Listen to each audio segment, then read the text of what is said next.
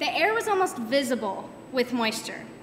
It rose from the ground and it hung to us like winter coats, and it made each breath a drink, and it made each movement an effort. Each face around the circle where I was sitting was glistening, some dripping with sweat. The sun was just beginning to dip behind the tops of the trees and the tops of the houses in the village, and it gave that slight hope of relief from the oppressive afternoon heat. The methodical swish of makeshift fans provided the rhythm of the evening, upon which the clinking of grasshoppers and the buzz of mosquitoes and the occasional chorus of laughter all harmonized and created a beautiful music. Just as the western clouds were beginning to light up just a vivid orange, the drummers began. It was chaotic at first, with 6 competing patterns on 6 different drums by 6 different individuals, each focused on his own hands. But slowly, the drummers woke up to one another. The 6 became one group working together, building off of one another, each taking the lead and soaring over the foundation of the others, then seamlessly resting back to support the next soloist. Then the small groups of friends who were clumped around chatting and catching up joined the song. 6 drums, 2 cowbells, eventually a trumpet, many clapping hands, and at last, many voices. A call and response song drew in the few timid souls who were still lingering on the fringes of the crowd, and eventually all were singing, clapping, and then shouting hallelujah. After several songs had been sung, played, and clapped, the real evening arrived. The dancing began. Let me catch you up. This May, I traveled with a group from Texas Christian University on a study abroad trip to Ghana. Located in West Africa, Ghana is a democratically governed nation that gained its independence from Britain in 1957. Though bordered by the often tumultuous Côte d'Ivoire, Ghana is one of the most stable countries in West Africa, which is one of the reasons my parents actually let me go. I was there with 13 other students on an independent study project for my religious studies major. The trip itself was really more of a cultural understanding. Most people were getting general humanities credit, so we did a lot of different things and experienced a lot of different parts of Ghanaian culture. Our lead professor, Dr. Komla Agor, is a native Ghanaian who left Ghana for his graduate studies about 25 years ago. On this particular day, we were visiting his hometown, Pondo. It's a medium-sized town in the Volta region of eastern Ghana. We spent the day volunteering at a children's home, which would definitely be the basis of my second sermon if I were going to do a series on this trip. For our evening activity, Dr. Agor arranged for a local dance group to do a demonstration of traditional dance for us. We gathered in this field beside a local convenience store. On the other side, they were about to watch the Champions League final, also awesome.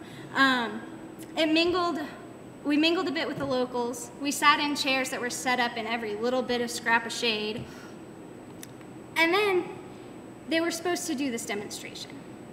It turns out that it was less of a demonstration performed for us as much as an invitation for us to join, just a typical celebration. We sat and watched for a bit, me especially wide-eyed and bursting with excitement because I was a percussionist for 8 years. And then they danced. Even with an open invitation to join whenever we felt comfortable, many in our group were content to just sit and watch from the relative cool. I couldn't. I could not be content to simply watch when the women dancing in front of us were so full of passion, energy, and visible joy. How could I not become part of something that was so beautiful? So I danced. Well, sort of. I mean, I tried to dance. A lot of African dance requires hip motions that a white girl from suburban Texas just isn't able to do. But, excuse me, we'll say that I danced. Though for much of my time I was the only TCU student dancing and I was somewhat self-conscious about my lack of coordination, I was still euphoric.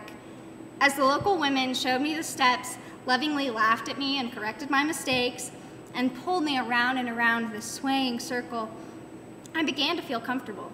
I began to feel at home. At home in a strange village halfway around the world where only a few of the people spoke English, and most of those only as a second language.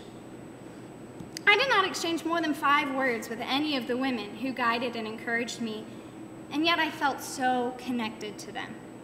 As we kept circling, pantomiming planting seeds and gathering crops, and my favorite, sharing of Earth's bounty, one of the local women looked at me. She looked in my eyes and smiled, and then wrapped a white cloth around me.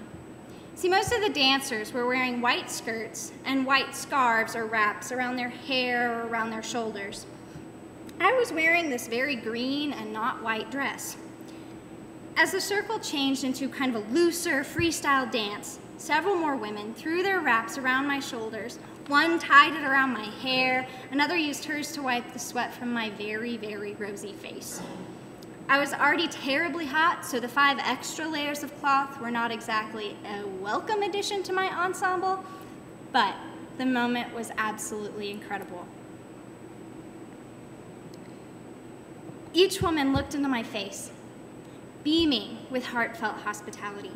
They all wore brilliant smiles. A lot of them laughed and hugged me as they offered me this incredible gift that I don't know if they even understood.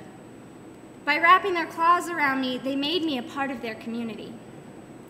For me, it was a moment of what cultural and religious anthropologist Victor Turner calls existential or spontaneous communitas.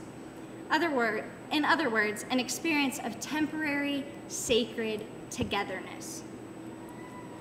Our social positions, my lack of dancing ability, our languages didn't matter. It didn't matter that I am not Ghanaian. We were one. We were a unified group of equals.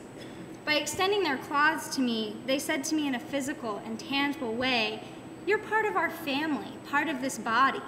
We want you to be part of this joy." That just floored me.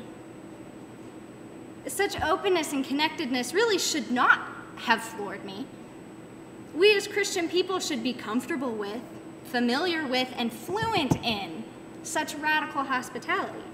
For the gospel of Jesus Christ is at its core that very idea, to offer open arms and open hearts to all of God's children, whether they're from your community, your country, your continent, or not. In our churchiness, we often theologize and use big words and lofty ideas to describe the gospel of Jesus Christ. Now, I'm a future seminarian, so I can't say I don't love churchiness.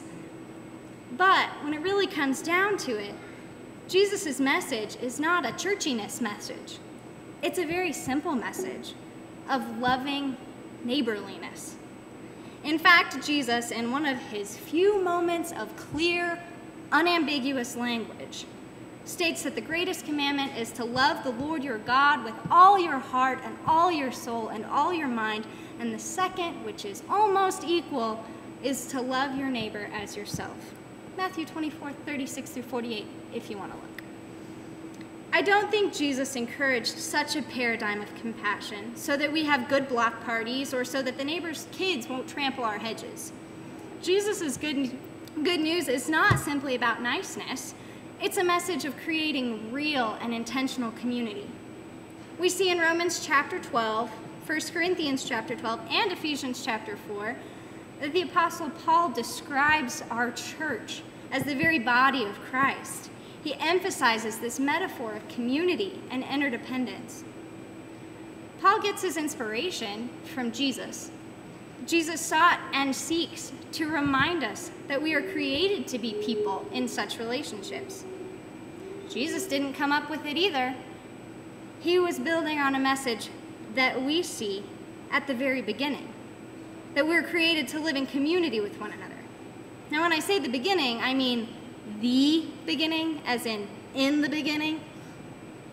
So I'm going to tell you a story.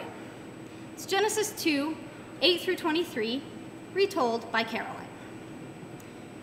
And then God cultivated a garden, a beautiful place with all manner of plants, beautiful to the eye, pleasing to the nose, and delightful to the tongue.